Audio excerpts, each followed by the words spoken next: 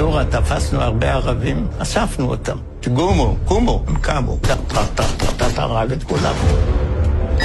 הכפר נמחק. שאכן אמרו שהיה טבח. What happened here wasn't only pushing away the Palestinians from their village. What happened here is that they did not let the Palestinians go away just like this. They first of all killed many of them, and there was not any reason to do it. או אני או הם. מדינה לוקחים עם חרב.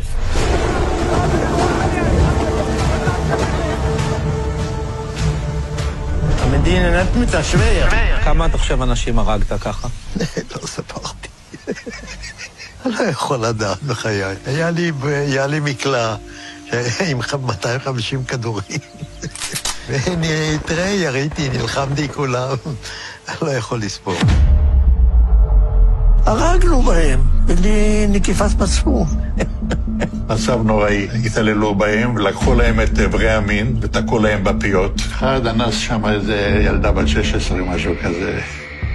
היו חבר'ה שלקחו את הלוויורים ורדפו אחרי חבר'ה ושרפו אותם. זה היה משהו זוועתי וזה אסור לספר, אני לא אדבר על זה, כי זה יכול להיות סקנדל שלם בעניין הזה.